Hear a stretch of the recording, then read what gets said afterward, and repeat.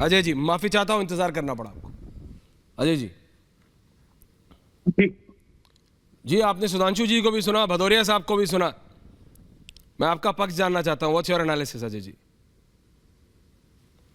मैं सिर्फ इतना कहना चाहता हूं, कुछ सुधांशु जी इतनी सारी उपलब्धियां गिनाते हैं। आपने अपने शुरुआती वक्तव्य में जो कहा, मैं उससे पूरी तरह सहमत हूं कि चुनाव मुद्दों पर ही होना चाहिए, चुनाव किसी और चीज पे नहीं होना चाहिए। मुद्दे और वायदे जो किए जाते हैं उनको पूरा होना चाहिए। तो साहब 2014 में 2 करोड़ रोजगार हर साल देने की बात कही थी, और जब रोजगार के आंकड़े बताते हैं सुधांशु जी, तो साहब आज हालत क्या है कि उस हिसाब से तो 18 करोड़ लोगों को रोजगार मिल जाना चाहिए था। लेकिन हिंदुस्तान की स्थिति क्या हुई? रोजगार कम हो गया।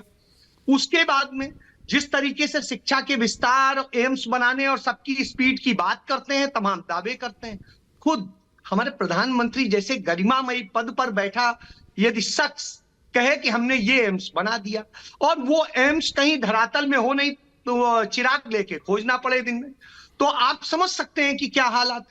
तो झूठ बोलना, मैं ये चंद उदाहरणों के साथ ही कह रहा हूं।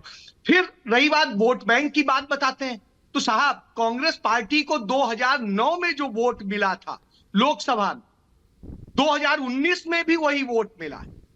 कोई अंतर नहीं है, सीटें कम हुई हैं, इसमें कोई दो राय नहीं। मैं सुधांशु जी की इस बात से सहमत हूं कि तमाम बार जो सीटों का गणित और वोट का गणित अलग होता है, लेकिन इससे कह देना कि आपने पूरी जमीन खो दी, ऐसा नहीं। आपकी जैसे सुधांशु जी की मंत्री, वित्त मंत्री कहती हैं कि रुपया कमजोर नहीं हुआ, डॉलर मजबूत हो गया, उसी तरीके से कांग्रेस कमजोर नहीं हुई, भारतीय जनता पार्टी मजबूत हो गई, मोटी हो गई।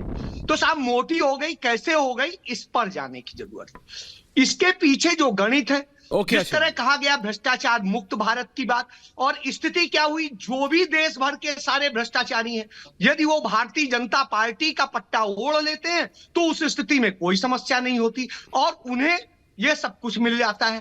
उसके बाद में जब भारतीय जनता पार्टी में तमाम सारे लोग, point taken Ajay ji. Rajendra Tiwari ji, ending comment sir. Tiwari ji जी जी, मैं तो सुधांशु जी बातें कह रहे हैं, सुधांशु जी जो बातें कह रहे हैं, मैं उनसे इश्यूज पे होना चाहिए, सब बिल्कुल सही बात है। लेकिन मेरा पॉइंट ये है कि जैसे उन्होंने कहा मोबाइल उत्पादन में, बिल्कुल सही बात है, मोबाइल उत्पादन में हम दुनिया में नंबर 2 पर हैं। टॉप 5 कंपनियों में से एक भी हिंदुस्तानी नहीं है। ये भी सही बात है कि चाइना जो हमारा एक तरह से हम मानते हैं कि उसके साथ हमारी दुश्मनी है और तमाम चीजें उसको लेकर के, लेकिन चाइना से हमारा व्यापार बढ़ता जा रहा है, हम चाइना से इंपोर्ट बढ़ाते जा रहे हैं। ये कैसे है? बेरोजगारी की बात जहां पर की, बेरोजगारी के आंकड़े जो आते हैं उनको देख लीजिए, बेरोजगारी के आंकड़े क्या है, क्या कहते हैं, उनको देख लीजिए।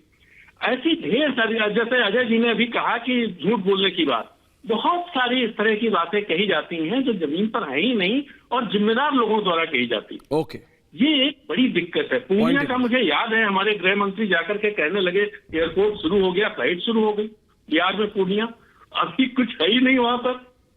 तो ये सारी इस तरह से अगर चीजें होंगी तो फिर कैसे भाई इन पर कैसे बात की जा सकती है? Point taken sir. Pankaj Sharma ji, point taken sir. ये गलत है, समय थोड़ा कम है sir. Pankaj Sharma ji, ending comments. कुछ आप कहना चाह रहे थे पंकज? मेरा निवेदन सुधांशु जी से ये था, नहीं करना चाहते हैं आपकी मर्जी है। मेरा निवेदन ये था कि भारतीय जनता पार्टी ने हिंदुत्व करके एक भी मुसलमान को टिकट न देकर लोकसभा में, विधानसभाओं में जितने हिंदुओं को अपनी तरफ आकर्षित करने की कोशिश की, उसके बावजूद ये स्थिति क्यों है कि 65% हिंदू मतदाता, 65% हिंदू मतदाता सुधांशु जी भारतीय जनता पार्टी को वोट नहीं दे रहा है। तुलसी बाबा, अब आप तो अपने हिसाब, तुलसी बाबा ने कहा था कि मार्ग सोई जा कहूं जो भावा, पंडित सोई जो गाल बजावा।